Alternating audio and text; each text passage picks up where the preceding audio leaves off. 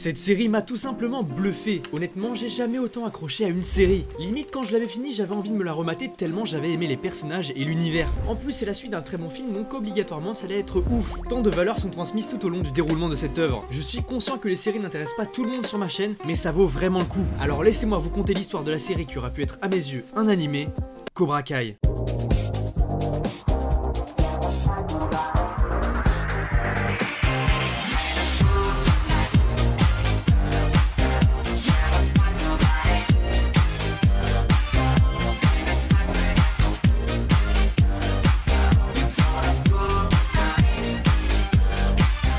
Yo, salut à tous, c'est Zensu, comment ça va? Et aujourd'hui on se retrouve pour parler de la série Cobra Kai. Avant toute chose, pense à mettre un like à la vidéo et à rejoindre mon serveur Discord, le lien est dans la description. Pense aussi à t'abonner à la chaîne en n'oubliant surtout pas la petite cloche, ça m'aide grandement. Allez, sur ces bonnes choses, on est parti pour parler d'une série qui est rapidement arrivée dans mes préférés. Cobra Kai est une série dont la première saison est sortie en 2018 et la deuxième en 2019 sur YouTube Premium. Je sais que vous allez me dire, mais Zensu, la série est sortie il y a hyper longtemps, pourquoi n'en parler que maintenant? La série a légèrement bidé sur YouTube Premium.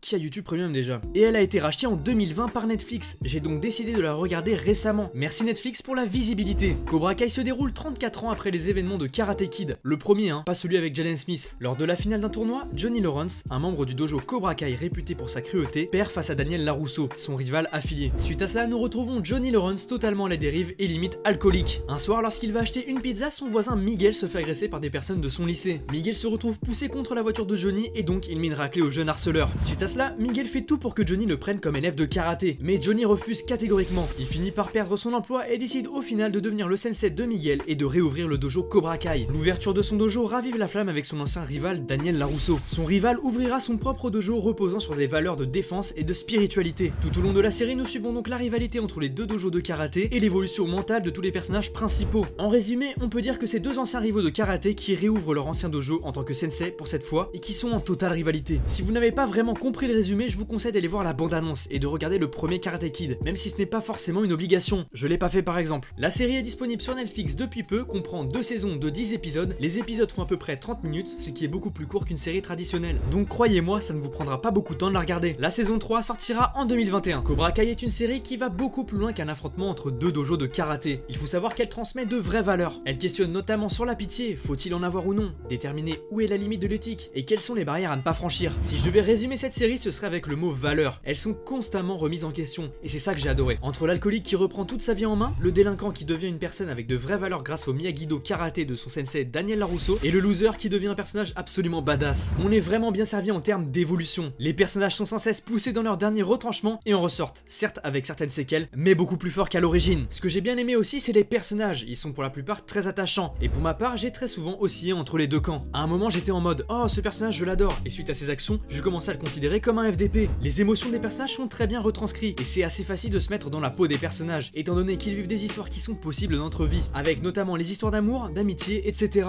J'ai beaucoup aimé les histoires d'amour entre les différents personnages. Quand je sentais qu'il allait se passer un truc, j'étais en mode yes, vas-y mon champion. J'étais beaucoup trop à fond. Petit aparté, mais la VF est vraiment bonne. Je vous conseille de le regarder dans cette langue. Un point que j'ai beaucoup aimé dans la série, c'est qu'au début on parle beaucoup de harcèlement physique, moral, mais aussi de cyberharcèlement. Et ces problèmes sont réglés grâce au karaté entre autres. Bon, on est d'accord que tous les problèmes ne seront pas réglés avec un sport, mais croyez-moi que si vous êtes capable de foutre une raclée à vos harceleurs, ils ne viendront plus vous faire chier. Un des messages de la série, c'est que ce sport peut vous rendre plus fort physiquement, mais aussi mentalement. Si je peux vous donner un point négatif, c'est que des fois ça tourne un peu en rond, avec des petites bagarres entre les deux dojos. Mais c'est tout ce que je peux trouver en point négatif. Et en soi, ce n'est pas un énorme point noir. Petit conseil que je peux vous donner, même si vous avez envie d'abonder, continuez jusqu'au bout. Le dernier épisode vaut vraiment le coup. Et je pense que ceux qui ont regardé la série pourront dire exactement la même chose. Pour finir, quand je dis que ça aurait pu être un animé, c'est parce que si on lui enlève la culture américaine qu'il y a derrière, ça aurait pu être un très bon school life. Bref, ceux qui l'ont vu, essayez d'imaginer comment ça aurait pu être stylé en animé. Voilà, j'espère que la vidéo vous aura plu. Elle sera un peu l'ordinaire étant donné que je parle pas trop de séries sur ma chaîne, mais je suis convaincu qu'elle peut plaire à nombre d'entre vous. N'hésitez pas à me dire ce que vous en avez pensé dans les commentaires et si vous avez aimé la série. En tout cas, on se dit à la prochaine, c'était Zensu, salut!